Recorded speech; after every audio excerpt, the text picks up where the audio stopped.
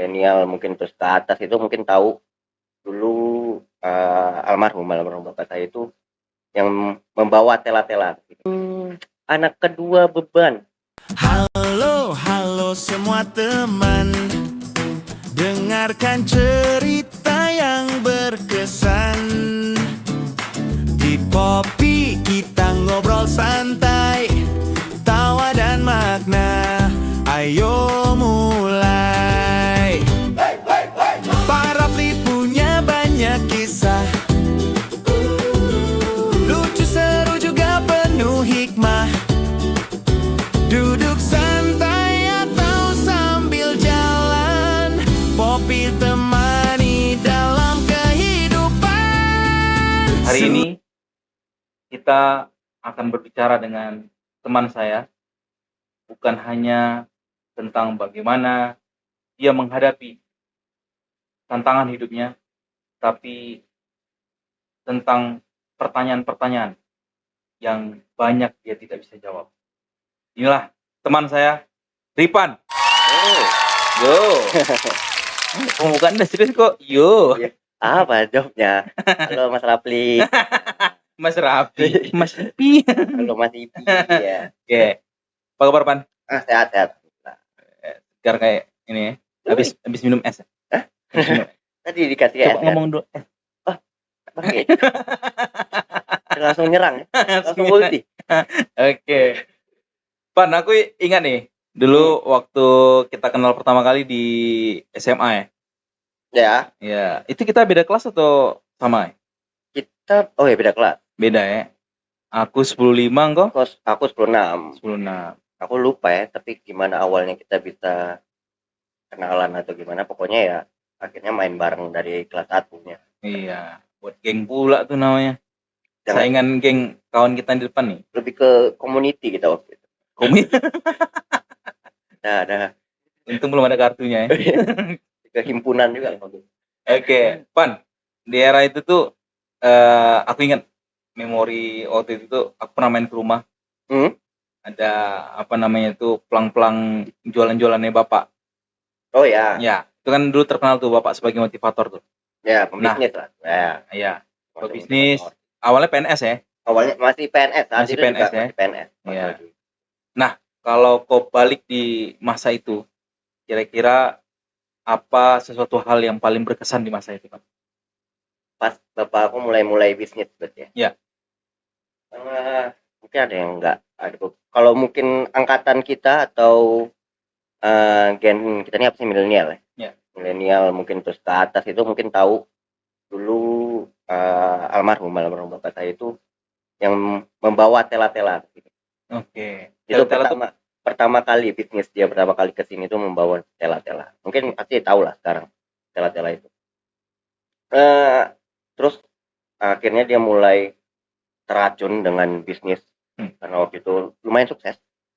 Akhirnya dia mulai bisnis lain dan menjadi motivator. Sempat bikin buku. Bapak saya juga sempat bikin buku. Sekitaran ada 3 buku gitu. Dan sebagai anak bangga sih. Orang ayah, ayah punya kemampuan untuk berbicara depan orang. Cuman ada rasa sedikit gimana ya? Jadi bapak saya itu pembisnis, tapi menghalalkan segala caranya. Jadi salah satu contohnya saya ingat ini kejadian dulu karena dia motivator ya, dia sering datang ke sekolah-sekolah. Jadi dia datang nih tadi ada teman saya tiba-tiba nyamperin. Pan, bapak kok tadi datang ke sekolah SMA 4. Oh iya. SMA 4. Oh, gitu. SMA 4. Waktu itu kan mulai bisnis itu SMA kan. Oh iya. SMA 4. Oh iya. Terus kata bapak kok sekarang kok mulai bisnis ya? Hah?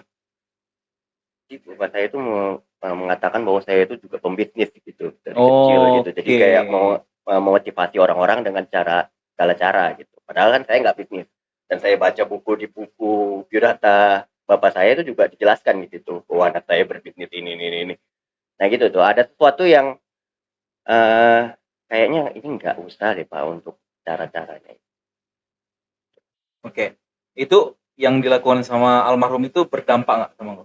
Maksudnya jadinya kok akhirnya membenci atau biasa aja sebenarnya? Ada, wah kalau ngomongin membenci atau enggak, ada awal-awal karena sebenarnya mungkin berdampaknya itu sangat luar biasa sih ketika bapak saya itu mulai bisnis. Karena eh, bapak saya itu orangnya nggak pernah puas pas itu. Jadi sebenarnya kayak contohnya yang tela-tela itu, sebenarnya kalau dia lanjutin itu mungkin akan sukses lah ya. Tapi dia karena dia merasa kayaknya di sini bisnis ini nih bisa lebih oke nih gitu. Jadi dia kurangin yang ini, dia bikin tela-tela kayak KW-nya gitu dengan brandnya sendiri. Kan tela-tela itu franchise. Ya. Jadi dia bikin kayak saingannya gitu, bukan saingan sih ya, maksudnya yang mirip banget sama dia, terus dibikin namanya sendiri gitu dengan warna yang berbeda atau apapun. Dampaknya itu karena ketika itu dia mulai berbisnis, dan seorang PNS harusnya tidak boleh kan berbisnis dengan banyak gitu, dia akhirnya memutuskan untuk pensiun muda di saat saya sedang ingin kuliah.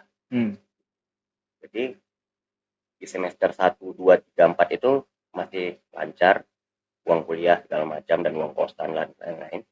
Cuman berdampaknya di semester 5 dan seterusnya itu saya tidak dapat lagi uang jajan karena bisnisnya berantakan, sudah tidak PNS lagi, tidak ada pemasukan per bulan. Jadi agak struggle lah saya ketika saya kuliah di Bandung. Wow, berarti kok gimana cara ngadepinnya, Pak? Sebelumnya ya, berarti sebelumnya kok di Pinang tuh hidup dengan cukup ada ya? Cukup ada, bisa dibilang orang bercukupan lah, kan karena PNS-nya juga udah jabatan tinggi kan untuk bapak saya. Berarti kalau ketika minta dulu sama bapak ada, pasti ada yang gitu kan? Ketika menghadapi itu di Bandung gimana, Pak? Kaget. Jadi kayak gimana ya, kita udah terbiasa kan, bukannya saya ngerasa nggak puas gitu ya, cuman kan kita misalnya nih tiap hari dapat duit sekitaran 2 juta misalnya per bulan gitu, tiba-tiba dibatasin jadi 200.000 per bulan, kan kaget ya, kita harus makan di mana nih, harus milih makan di mana gitu kan. Pernah, Pak, di era itu? Di era terakhir itu saya sempet nggak 200.000 2 minggu. 200.000 2 minggu, berarti seminggu 100.000. Seminggu 100.000. Bandung, men. Itu belum, itu bisa jadi ya, bisa jadi misalnya, pokoknya ya, kurang lebih gitu lah kurang lebih, karena itu cuma duit dari mama saya, karena waktu itu juga kebetulan mama dan papa saya memutuskan untuk cerai, jadi cuma mama saya yang mengurus saya. Oke, kok akhirnya dengan menghadapi itu, maksudnya di Bandung kok cari tambahan sendiri nggak? Iya, saya waktu di Bandung itu mulai untuk kerja-kerja di kafe-kafe yang untuk nutupin, karena kan banyak tuh, ada saya harus bayar uang kosan, saya harus bayar uang kuliah, saya harus bayar uang untuk hidup. Akhirnya saya kerja menutupi uang kosan, menutupi uang hidup, tapi uang kuliahnya enggak. Uang kuliah nggak ketutupan? Iya, nah makanya itu jadinya ya kayak kerja doang nih buat biaya kosan, kuliah gitu. Akhirnya pokoknya saya sempat kuliah itu sekitar 3 semester tidak bayar. 3 semester nggak bayar? Bayar, dan akhirnya dapat surat untuk mengundurkan diri. Sempat, tapi teratasi? Sempat teratasi karena saya saya orangnya tidak suka meminta, tidak suka meminta bantuan. Cuman di saat ini saya tiba-tiba dapat bantuan dari tante saya, yang kebetulan adik dari almarhum bapak saya, jadinya ya sudah, saya akhirnya lunas, tapi saya punya kontrak gitulah jadinya sama tante saya. Oh gitu. Berarti Pan sebenarnya kalau dihitung-hitung kok bisa cepat ya tamat kuliah sebenarnya? Bisa. Tapi karena ada masalah tadi itu ya? Masalah tadi. Jadi apa sebenarnya Pan yang selama di Bandung yang kau pelajari dari hidup ini itu apa? Apa yang saya pelajari dari hidup ya? Mungkin izin Pan, mungkin agak dekat sedikit ngomong. Oh iya, sorry. Tapi jangan dicium. Oh iya. Cium kamu aja boleh. Oke, lanjut. Pelajaran yang bisa diambil selama saya di situ itu kayak, kalau saya bilang sih sebenarnya mungkin salah juga ya untuk mengambil kuliah di Bandung. Karena sebenarnya pas saya setelah lulus SMA itu konflik antara ibu dan ayah saya itu sudah terjadi. Dan saya udah tahu ayah saya udah karena ayah saya keras kepala sekali, tidak bisa dibilang sama orang. Jadi dia yang memutuskan, padahal sudah semua keluarga bilang janganlah ngambil TBT ini, udah enak PNS, cuma sih batu bla bla bla bla bla, tidak mau mendengarkan. Akhirnya gitu.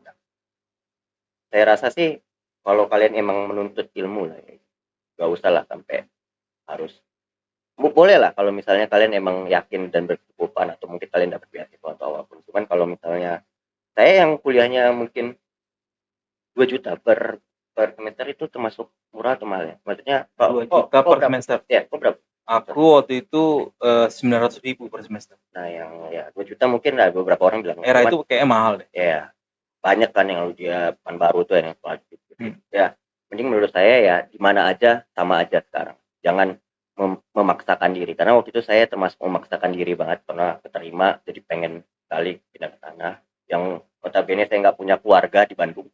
Jadi emang mandiri, lepas. Jadi ya sebisanya aja lah nyari ilmu.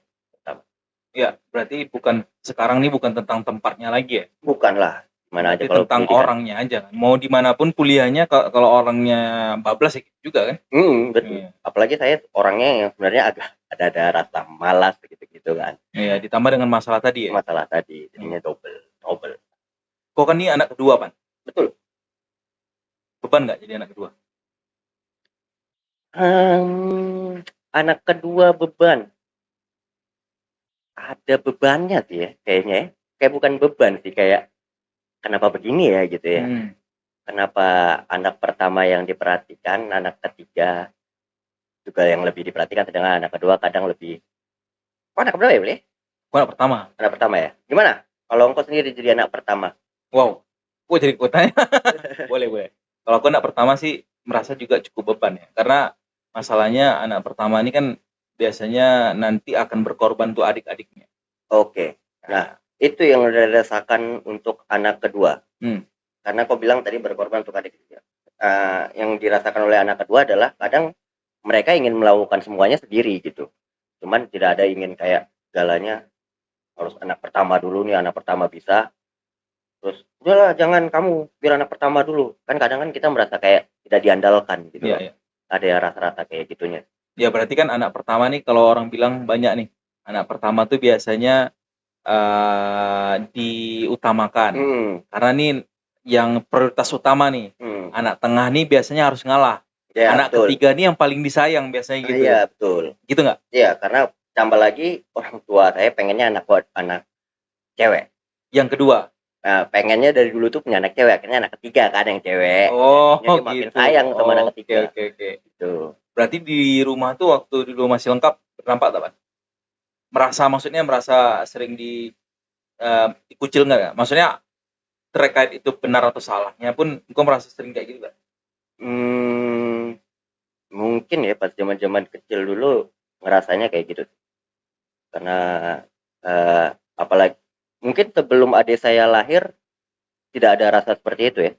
Adik saya kan lahir pas saya kelas berapa SD gitu ya. Cuman setelah dia lahir jadi kayak rasa sayangnya jadi ke dia. Terus yang diutamakan anak pertama, saya mendapatkan contohnya barang-barang dari anak pertama. Iya kan gitu kan. Nah ini barang-barang apa anak motor, pertama misalnya kan kita kan dulu kan pengen pengen punya motor sendiri gitu. Jadi abang nih masih bagus. Ya udahlah. Berarti pernah dong kesal ya sama hidupnya? Pernah dulu ya namanya remaja ya kan. Iya. Gimana caranya menghadapi kekesalan itu? Apa ya? Akhirnya berdampaknya mungkin sekarang ya. Jadinya saya sedikit rebel. Kalau di anak kedua tuh emang paling berbeda tuh karena faktor itu ya. Saya tuh yang paling berbeda sendiri dari 3 anak. Iya. Yang lain tuh yang pertama itu masih nurut, sedangkan saya tuh masih kayak agak-agak ada rasa ngelawan lah ya. Sebenarnya salah ya. Cuman masih ada kayak membenarkan perkataan saya gitu. Ya karena dari dulu di dalam hati udah struggle ya. Dari dulu apalagi sekarang pasti kadang keluar wah langsung. Gue biasanya kalau lebih dekat nih antara abang sama adik nih siapa? Ke adik ya. Jadi lebih sering cerita atau gimana? Atau lebih sering mendengar cerita adik? Saya bermasalah komunikasi dengan keluarga. Sebenarnya dekat sama adik, cuma tidak bisa menceritakan apapun juga ke adik. Gitu. Oh iya. Jadi pokoknya saya sama keluarga tuh karena mungkin dulu kayak sama bapak udah seperti itu ya kan. Bapak saya keras banget.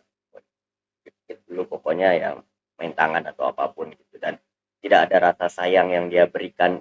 Mungkin bentuk rasa sayangnya dia menganggap ini udah cukup tapi menurut saya belum. Jadi rasanya berbeda aja gitu. Dan akhirnya saya tuh punya ketakutan untuk berbicara. Makanya saya ngambil kuliah itu komunikasi karena saya ingin memperbaiki itu gitu. Saya itu takut sekali untuk kayak saya dulu. Karena abang saya juga sering bully saya, maksudnya pas kecil gitu. Jadi saya takut untuk membeli barang di warung. Ini Kenapa tuh? karena kayak dulu tuh abang saya tuh kayak gini nih. Kalau misalnya saya ngelakuin kesalahan gitu, misalnya saya salah ngomong gitu di warung, mau beli kita misalnya Indomie gitu, misalnya salah ngomong ya mau beli Indomie tapi Indomie. Terus abang saya, ih masa Indomie gitu, gitu-gituin loh. Jadi kan saya kan kayak apa nih gitu. Berarti Jadi kayak termasuk juga malu gitu. Jadi saya itu dulu tuh takut banget untuk ke warung mau beli itu kayak takut nih mau manggil. Tapi Pan, yang aku lihat kok di SMA sampai sekarang lah ya. Kalau kita nongkrong gitu. Kalau menurut aku kau nih salah satu pemecah suasana di tongkrongan. Maksudnya jadi asik gitu kan. Kalau tongkrongan ada kok buktinya juga akhirnya kau kan sampai di pernah ikut nyoba stand up comedy kan. Oh iya. Nah gitu. Nah makanya nih aku bilang dari ceritaku tadi tuh kontradiksi tuh. Ya sama yang kau rasakan ya, sama yang aku lihat sehari-hari ketika kau nongkrong sama kami, ya sering cerita-cerita. Mungkin itu bukan diri kau yang asli kali ya. Mungkin ya. Sebenarnya emang kalau komedi itu dari dulu emang senang aja ya berguyon di depan kawan-kawan karena dari SD SMP itu udah ngelakuin hal-hal. Cuman untuk ketika saya dihadapkan dengan orang-orang, saya menganggapnya teman-teman nongkrong itu ya tongkrongan aja, maksudnya saya bisa mengatakan apapun. Cuman kalau misalnya ke orang-orang yang menurut saya keluarga ataupun orang-orang yang saya tidak kenal, itu saya takut untuk berbicara. Gitu. Kalau yang kita tongkrongan itu kan kayak ya Rifan gitu kok kayak gini gitu. Saya udah ya udahlah biarin aja gitu. Jadi Iya, soalnya aku sempat gimana ya, kayak merasa kok hebat kali kok bisa iya kan aku ibaratnya gini loh, merasa diri aku nih kalau di tongkrongan tuh kalau lawakan garing kan. Enggak lah, lucu lah, lempar garing kan ke garing kan sah. Iya sih, maaf. Ya tapi maksudnya tuh di situ tuh ada, aku pernah merasa gimana caranya kok bisa menjadi sesuatu hal yang sering memecahkan suasana, lucu gitu kan. Bahkan aku kepikiran dulu hidup kok di Bandung pasti kok banyak kawan nih Pan sana, bener nggak gitu? Benar kayaknya mungkin ya sih saya punya disukain sama beberapa teman. Cuman saya kan dulu kan ikut stand up ya. Ini agak belok. Saya ikut stand up. Saya sempat masuk ke Kompas waktu itu. Itu membuat saya jadi, padahal saya belum star banget, membuat jadi malah di star syndrome gitu loh. Dan akhirnya saya kehilangan banyak kawan gitu loh. Oke, sempat merasa itu star syndrome padahal belum star banget ya, siapa ya. Apa Pak? Yang maksudnya terjadi itu apa yang star syndrome berikutnya apa? Ya aku karena mungkin aku sih ngerasa masih ada, aku tuh punya, mungkin aku nggak bisa bilang keturunan juga ya. Ada ego aku tuh tinggi. Oke. Jadi merasa yang paling, ketika misalnya merasa di atas tuh merasa yang paling hebat. Dan itu pernah aku rasakan gitu. Jadi ketika misalnya aku lagi lucu-lucu banget tuh kayak, lucu nih gini-gini, ini yang lain kayak, ya itulah. Jadi banyak teman-teman mungkin yang ngerasa sakit hati atau apapun. Jadi kehilangan menjauh gitu ya. Sebenarnya makanya cepat saya rasakan itu dan akhirnya udah sekarang tidak ada lagi Rifan yang seperti itu. Enggak, kok bisa kok refleksinya ke sana gitu. Maksudnya kok bisa kok refleksinya merasa kok tuh dianggapan kawan-kawanku tuh star syndrome. Memang ada kawan yang pernah bilang gitu. Enggak ada sih. Cuman saya ngerasa saya berbeda aja dengan Rifan yang dulu gitu. Memang waktu itu emang nggak kehilangan banyak teman juga sih, masih ada juga teman-temannya yang itu. Tapi ada beberapa teman yang penting menurut kok gitu ya. Ya menurut saya tuh kayaknya saya lebih bagus. Saya lebih kayak sebenarnya saya mungkin memilih tongkrongannya. Jadi kayak seharusnya saya tuh nongkrongnya sama yang ini, jangan yang sama yang ini gitu. Karena yang gini tuh kayak ya teman-teman yang terlalu atas gitu. Padahal ini saya tuh dulu tuh kayak sama kayak dia loh gitu loh. Karena kan waktu itu jadi banyak teman, jadi kita harus memilih kan waktu kita mana yang kemana gitu loh. Ternyata yang teman yang ini ternyata ya teman sebentar doang malah ditinggal. Gitu. Berarti kok sempat ada di kebingungan ketika memiliki banyak teman. Mana Iya. teman yang kita harus Iya betul. dahulukan ya? Iya betul. Makanya sekarang ini teman saya itu aja. Kayak teman tuh harus di maintenance. Ya, Kayak kita harus kemarin aset kayaknya, iya. aset ya. Jadi capek. Jadi ya udahlah, yang sedikit aja tapi saya tahu dia sibukannya ngapain, gini-gini begitu. Kayaknya kalau harus ngikutin ini itu Iya, capek juga ya. Takutnya kita nggak ngucapin ulang tahun dia harus kita. Wah, Kan? bukan awak kan, Pan? Oh iya, saya. Oke, balik lagi nih, Pan. Hmm. Ketika di Bandung menghadapi situasi yang kayak gitu, sempat nggak pernah kepikiran sesuatu hal yang kayak yaudahlah berhenti aja kuliah, yaudahlah pulang aja ke Pinang, atau tetap pada perasaan ini kalau aku pulang ke Pinang berarti aku gagal? Karena tadi perasaanku yang pertama, kok kayaknya kalau menurut aku ingin membuktikan kok tuh bisa gitu sebagai anak kedua, walaupun merasa ditengahkan atau merasa di nomor 3 kan, kan? Tapi kok bisa kayak membuktikan diri? Ada nggak? Rasa ingin pulang ke Pinang sih nggak ada ya. Maksudnya bukan rasa ingin pulang ke Pinang, rasa ingin berhenti untuk kuliah, menyerah lah ya. Tapi adalah momen di saat saya itu udah down banget, udah sampai menyerah sama hidup. Dan sampai ini sama hidup ya, bukan sama kuliahnya. Udah down, ingin melepas. Cuman untuk akhirnya setelah itu tuh saya ingin membuktikan juga sih, emang saya punya mimpi juga.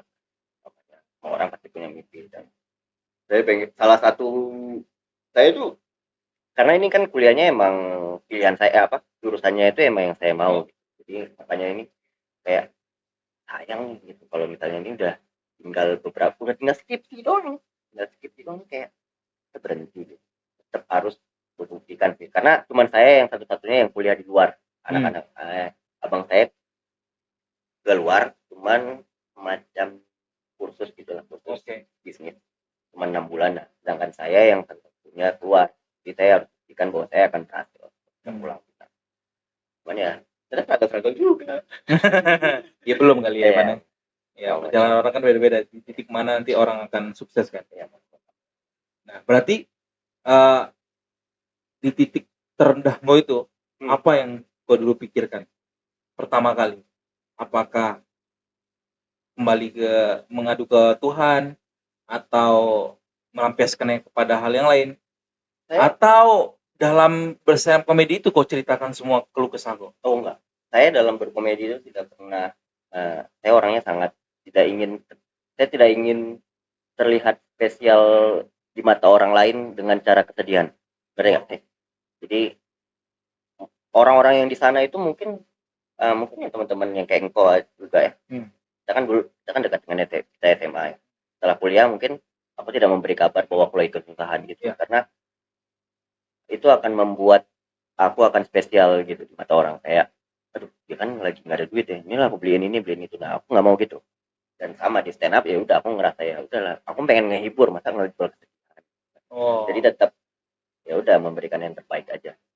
Kau ini tidak senang dikasihani? Tidak senang, betul. Sangat tidak senang karena itu kayak jadi ya kayak kita disamain gitu loh, kayak ini dari aman-aman, ini bayarin ini aman, nggak mau gitu. Oh, jadi semua itu kalau bisa orang lain menganggap itu biasa-biasa aja, pengennya kayak gitu. Dan kau pendam semuanya dalam hati ya? Pendam dalam hati.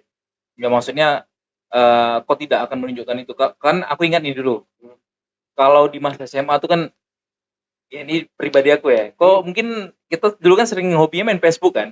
Ya, Facebook, kita buat status kan, di antara you sama I kan aku yang sering buat status ya kan. Ya, you buat status, bukan sedikit buat status kan. Banyak sekali marah dikit buat status ya kan. Nah, maksudnya gitu. Berarti kok itu bukan diriku yang kayak bukan gitu. Sih, aku tidak bisa memberikan cuma beberapa orang aja yang bisa aku ceritakan hal yang paling dalam lah, yang ini. Di circle kok waktu kuliah tuh ada nggak teman dekat? Cuman ada 2 orang, sebenarnya 1 ya, 2, yang kedua itu terpaksa harus aku ceritakan. Pokoknya 1. Terus ya itu cuman 1 orang itu yang bisa aku ceritakan bahwa semuanya. Itu yang paling kau percaya? Iya, bisa paling aku percaya. Dan sekarang masih kontak. Oh, bukan orang yang tadi, bukan yang menjauh dari kau tadi ya? Bukan. kalau ke Jakarta selalu ketemu dan gitu. sering teleponan, kalau sampai sekarang ya masih teleponan kalau tiba-tiba malam lagi nggak ngapa-ngapain. Kau bilang tadi kau ada cita-cita. Apa tuh, Pak? Kalau boleh aku tahu. Cita-cita. Nah, cita-cita yang paling tinggi nih, yang membuat kau ke Bandung. Tadi kan terkait dengan ilmu komunikasi. Apa hubungannya sama tujuan akhir kau? Sebenarnya cita-citanya tuh berubah di setiap perjalanan. Kayak dulu itu pengen di komunikasi itu karena pengen banget kerja di. Oh, pengen banget ya? Pengen kali, akhirnya magang. Ternyata TV tidak segitu-gitunya juga. Oh gitu. Terlalu banyak banget ini kayak gimmick-gimmick, maksudnya terlalu banyak yang gituin. Akhirnya sih cita-cita sekarang tuh pengen bikin karya apapun itu, tapi karena saya sekarang bergelut di dunia desain grafis, jadi pengen bikin sesuatu yang ketika orang lihat langsung tahu, oh ini punya Rifan gitu. Oke. Gitu. Jadi tanpa tahu dulu ngelihat orangnya, tapi ngelihat dulu karyanya. Ini oh ini punya Rifan. Pengennya seperti itu. Sudah ada ancang-ancangnya nih? Sudah mulai ada lah yang saya bangun untuk membuat itu, untuk mengejar mimpi. Tapi di kerjaan kantor nggak gitu ya? Bukan itu kan? Di kerjaan kantor saya sih emang desain juga sih. Desain juga. Cuman ya kalau di kantor kan banyak kan desainnya kan tidak bisa berkreativitas. Maksudnya udah ada pakemnya nih, harus seperti ini, harus seperti itu. Nah saya pengen tidak ada kebebasan untuk harusnya sih seperti ini. Apalagi kan di pemerintahan ya, untuk warna sendiri aja kita kan nggak bisa memilih warna-warna yang dekat dengan partai ya, takutnya menyinggung partai dan lain-lain.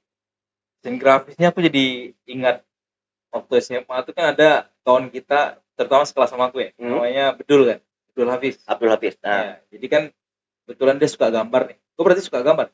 Aku nggak bisa gambar. Nggak bisa gambar. Berarti desainnya secara digital lah misalnya. Desainnya secara digital. Nah, ada nggak karya kau tuh waktu di kampus, selama kau di kampus atau selama hidup ini, yang betul-betul menurut kau, keren nih, aku bisa nih kayaknya jadi? Kayaknya ada deh. Kayaknya saya beberapa kali, itu juga perjalanan hidup yang tadi saya bilang kan, saya tempat kerja di kafe. Akhirnya memulai untuk menjadi logo designer atau gitu. Branding. Itu mulai dari sebenarnya ya karena gak ada duit kan, kayak menghalalkan segala cara. Jadi apa yang karena saya kebetulan senang banget depan laptop kerjaannya. Jadi saya pelajarin itu dan beberapa akhirnya ada yang memakai desain saya untuk menjadi logo sampai sekarang. Sampai sekarang jadi kayak ada kebanggaan sih di situ. Wow, itu apa tuh, organisasi atau kantor? Ada organisasi, ada yang kayak toko makanan dan lain-lain, kantor, ada yang kafe gitu-gitu. Emang berapa sih Pan pertama kali buat itu tuh, pertama kali dibayar berapa? Enggak ingat sih, tapi nggak mungkin sampai karena sebenarnya kalau waktu awal-awal tuh cuma sebatas bikin logo tok gitu kan, pasti di bawah juta, mungkin di bawah 500.000 ya. Saya nggak ingat, mungkin 300.000 lah dulu, karena tapi kan lumayan lah itu ya. Iya, karena kan pasti awal-awal itu dari kayak teman sendiri gitu kan, mau bikin bisnis ini nih, inilah logo kita bikinin, oh ya udah gitu. Terus akhirnya tiba-tiba lanjut deh, kenalin ke kantor, ke kafe, akhirnya ya udah, baru gedenya di situ lah. Dan apalagi waktu itu belum ada Canva. Betul sekali, itu dia yang merusak saya. Karena sudah ada Canva, semua terkasih. Ketawa tuh Satria. Apalagi dunia AI sudah di mana-mana, kan? Pusing. Ini kalau bicara daerah Jakarta dan sekitarnya ini pasti ada kenangan romansa yang tertinggal. Ini nih pertanyaan. apa? Jadi banyak kenangan-kenangan pasti di sana ya, yang terkait dengan percintaan. Romansa adalah zaman kuliah ada romansanya juga percintaan. Kau punya berapa kali hubungan tuh kalau selama di sana? Berarti berapa tahun ya? 7 tahun? 7 tahun. Sampai tahun, beneran mau di drop out. 7 tahun. 7 tahun berapa banyak Pak? Pasangan ya? Pasangan. Maksudnya yang serius ya, yang memang berkesan di hati. Masa ada yang nggak serius? Serius semua. Luar kamera aja gitu. Ya kalau yang serius, karena ada juga yang pacaran dari Pinang, akhirnya lanjut. Kalau tapi yang kenalan di sana lah ya ibaratnya ya, ada dua doang. Ini yang pertama dari semester? Yang pertama masih yang di Pinang. Maksudnya maksudnya dua nih. Yang dua ini dari semester 2 kayaknya sampai semester 3 ya. Karena gitu tuh lumayan lama sampai 4 tahun mungkin 5 tahun gitu lah. Baru yang terakhir sekarang. Yang terakhir nggak jadi juga sih. Tapi baru ini yang sekarang yang Ini nih kalau aku ingin cerita nih, gua kan pengen balik ke sana nih. Kalau ya, bisa ya gitu kalau ya. bisa. Kalau bisa. Itu murni karena hanya karir atau karena ada janji sama pasangan? Mungkin dua-duanya ya. Karena kebetulan pasangannya di sana dan punya banyak karir ya. Lebih ke saya ngerasa di sini tuh karena cita-cita saya itu lumayan spesifik. Saya ngerasa kalau di sini itu saya nggak punya link atau apapun untuk ngembangin itu loh. Gitu. Saya ngerasanya saya harus belajar dulu di sana di sebuah perusahaan atau apalah yang agensi lah mungkin ya. Karena saya bergerak di bidang grafis. Saya pengen belajar dulu yang banyak baru akhirnya saya melepas diri untuk menjadi freelance atau punya usaha sendiri. Punya usaha diri agensi sendiri banyak. Jadi sebenarnya yang kau kerjakan sekarang juga belum sepenuhnya di hati kau ya? Yang kan maksudnya kerjaan sekarang? Iya, kerjaan sekarang. Ya udah sepenuh hati tapi saya ngelakuinnya beneran kalau misalnya kerja saya pasti kerja. Ya, maksudnya ketika bicara tentang apa namanya karirnya berarti bukan di sini ya, iya, tujuan kayak ada rasa kayak aduh kayak kapan ya apakah ini takutnya karena saya kan makin lama makin tua ya. Takutnya cita-cita ini karena saya orangnya agak idealis Iya. Saya agak idealis jadi kayak takutnya hilang aja gitu, takutnya udahlah yang di sini aja gitu. Ini kan hubungan jarak jauh ini riskan kan? Jaganya gimana tuh? Biar maksudnya saling percaya. Karena kan percaya itu ada, tapi khawatir nih kadang-kadang muncul tiba-tiba. Ketika misalkan kita chat, kok belum balas ya? Loh, biasanya balas nih. Apa udah tidur atau gimana? Misalnya itu yang aku bayangkan ya. Karena aku sendiri juga belum pernah sih. Oh, jarak jauh gitu belum pernah ya? Aku udah beberapa kali LDR dan yang ini termasuk yang penting tuh sebenarnya komunikasinya sih terbuka sih, apapun hal kecil kayak misalnya ngomongin yang tidak penting pun itu ya omongkan saja gitu ya, nggak ada yang ada di pikiran dan alhamdulillahnya pasangan aku yang sekarang ya sangat terbuka untuk hal itu. Jadi ya udahlah saling percaya aja kalau komunikasi kok lancar gitu. Jangan ada rasa nggak ada sama sekali di hati aku ngerasa untuk dia jangan-jangan dia selingkuh atau apapun dan kayaknya dia juga ngelakuin hal yang sama. Dia kerja ya berarti? Dia kerja. Ya, berarti dia kok kerja nih. Kapan waktu komunikasi yang intens yang biasanya kalian lakukan? Ya, kalau siang ya pasti ada lah chat-chatan ya. Kalau malam itu ya pasti ada sih karena kita sama-sama senang main game.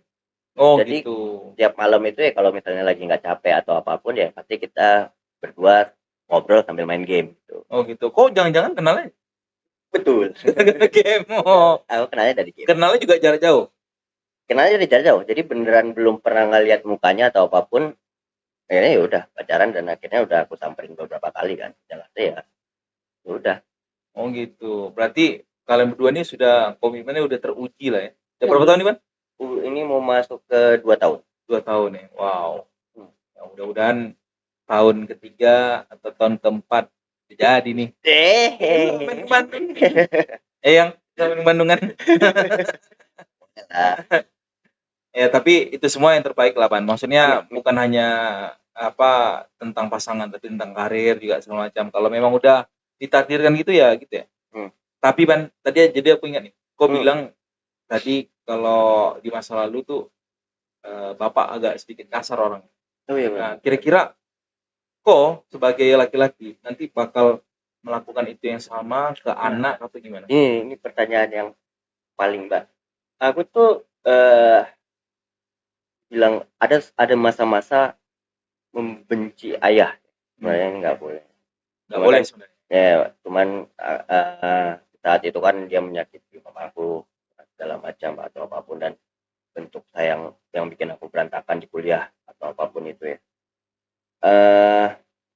Aku ngerasa sih ketika aku tuh orangnya egonya tinggi juga. Ternyata aku tuh temperamen, gampang marah, dikit-dikit. karena aku berpikir aku membenci waktu itu sangat membenci, aku akhirnya jangan sampai aku nggak mau mirip kayak dia gitu. Akhirnya untuk mulai mereda dan akhirnya menjadi seperti ini ya sekarang.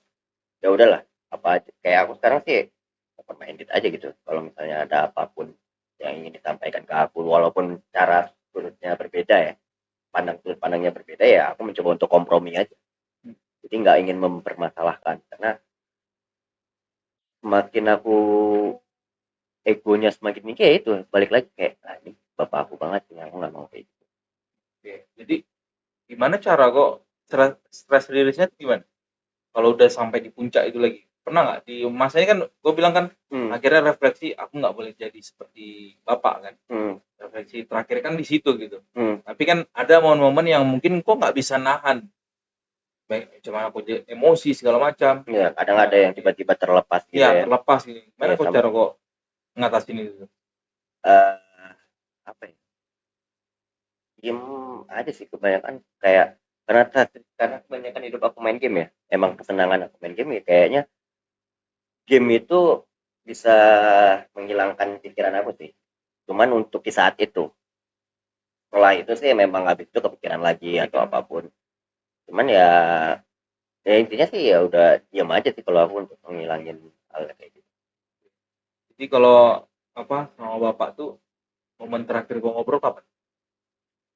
Kebetulan ya ini karena aku kan setelah kan bapak kan mama aku cerai kan, dan akhirnya bapak aku hidup dengan orang lain, punya istri baru.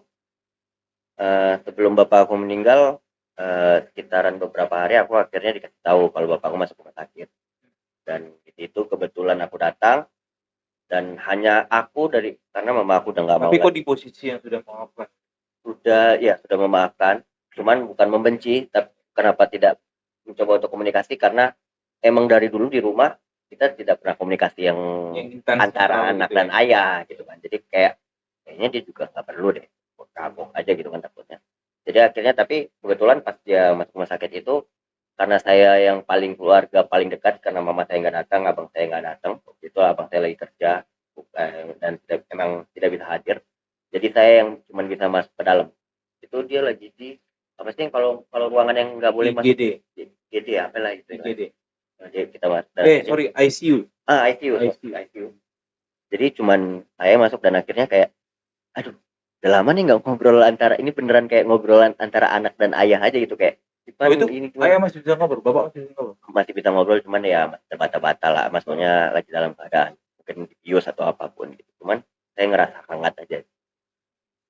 Dan itu dan saya nggak tahu sih kalau bakalan itu jadi obrolan terakhir. Dan setelah itu sih dia datang di nikahan abang saya, kalau nggak salah kan, itu beberapa hari setelah itu abang saya nikah, itu dia meninggal kan. Dan ya itu saya sempat kayak bawain dia makanan atau apapun, kayak udahlah mulai berbakti lah. Oh gitu. Akhirnya itu yang buat kok ke-trigger untuk sadar ya. Wow, sekali banget. Berarti waktu bapak meninggal sedih nggak? Ada sedihnya sih, tapi nggak sampai ngeluarin air mata ya, cuman kayak ya, karena masih ada, walaupun sejahat-jahatnya bapak aku dengan aku, tetap ada momen-momen yang aku sempat keinget, ini bapak aku nih baik banget. Ini momennya, contohnya ini hal yang mungkin seharusnya orang tua semua lakukan ya. Jangan kayak kita meminta sesuatu ke orang tua, tapi orang tua yang tahu kita tuh maunya apa gitu. Itu kan yang pasti bikin kita senang. Jadi kayak waktu kita SMA tuh kan, kita kan pasti ngeband banget anaknya. Kalau zaman-zaman SMA kita, ya bayangin kita pulang sekolah, kita lagi senang-senangnya main musik, tiba-tiba di kamar kita tiba-tiba ada bass gitu kan. Kayak waktu itu lagi main dong. Itu kan kayak dia tahu dong kalau itu. Nah, itu ada hal-hal yang kayak gitu, walaupun bentuknya materi ya, bukan bentuknya apa ya, kan dia tuh nggak bisa kasih tahu papa saya ngeripan gitu, tapi dia bentuknya tuh selalu materi-materi doang gitu loh. Gitu. Akhirnya kok sadar gitu ya? Ya akhirnya aku sadar, sebenarnya bapakku aja yang salah cara menyampaikan sayangnya gitu. Karena nggak semua orang juga bisa ngasih kayak gitu, nggak semua orang tua bisa ngasih momen kayak gitu kan. Pan, dari tadi aku dengar nih, kalau cerita gue nih, kapan terakhir kali aku nangis? Kapan terakhir kali aku nangis? Iya, kayaknya nggak pernah nangis ini. Udah. Orang kuat ini kayaknya nih. Dari tadi cerita kayaknya nggak pernah nangis, dia selalu ada sendiri. Tapi Aku terakhir kali nangis sih udah lupa ya. Udah lama banget sih. Bahkan ya kayak tadi kan bapakku meninggal nih, kayak mungkin tahun lalu ya. Aku mau nggak nangis. Mungkin kayak karena ya itulah, mungkin pas aku di kuliah di Bandung itu saat down banget sampai ingin yang suicide ya, sorry ya. Itu sampai nangis. Kayaknya itu terakhir. Setelah itu nggak pernah lagi deh kayaknya. berarti di momen kau memikirkan suicide tadi itu kau nangis. Nangis aku. Karena udah kayak down. Mungkin karena itu ya. Mungkin itu udah kayak down paling itu. Salah-salahnya kayak ada, kalau ada masalah, kayaknya yang itu lebih parah deh. Kenapa yang ini, yang kemarin bisa, kenapa ini enggak gitu. Dan menurut kau pasangan kau yang sekarang ini bisa ngatasin itu? Bisa. Atau dan dia tahu? Dan dia tahu. Ya, kayaknya itu sih orang yang kau paling butuhkan sekarang. Betul sekali. Hanya satu orang yang penting dia tahu segala itu. Satu saja. Siapa sih namanya, Pan? Bisa di-mention aja nggak? Boleh aja. Apa pengen tahu banget ini tuh driver Anda ya? Enggak mau kasih pesan nih, biar jaga kawan ini. Ai namanya Ai. Oke. Kak Ai, jangan lupa jaga nih kawan saya nih. Dulu kami si Gelok namanya. Jangan sebut itu. Gelok. Pan. Ini kalau Bapak dengar, misalkan Bapak anggaplah Bapak mendengar ini, apa sih pesan yang ingin sampaikan sama Bapak? Kan tadi kau bilang nih, kau akhirnya nyadar bahwasanya Bapak tuh kasih sayang tuh dari barang-barang, dari ini segala macam, baru Bapak sadar ternyata dia tuh cara sayang itu tuh beda ya. Cara bentuk sayangnya ya. Ya mungkin maaf kalau misalnya nggak sesuai. Kamera dong. Oh ya. Maaf, Papa, aku manggilnya Papa. Papa, kalau Rifan tidak sesuai yang Papa ekspektasi Papa, banyak mungkin kesalahan yang Papa pengennya Rifan seperti ini, Rifan ternyata memilih jalan lain atau apapun. Maaf kalau Rifan tidak bisa lebih banyak ngobrol di saat-saat terakhir. Tapi ya sekarang Rifan memaafkan Papa, apapun itu. Ya, Rifan ya sayang Papa. Oke, thank you Pan sudah datang hari ini di Poppy, cerita yang inspiratif. Jadi teman-teman, ya seperti itulah cerita teman saya ini, sahabat saya yang menghadapi struggle hidupnya dengan cara dia sendiri, dan insya Allah saya yakin pasti ke depannya dia akan lebih sukses. Amin. Dan dapat membagikan orang-orang banyak. Amin. Sampai jumpa pada Poppy selanjutnya. Salam Poppy. Sudah saatnya kita pamit, tapi jangan sedih, jangan ruwet. Poppy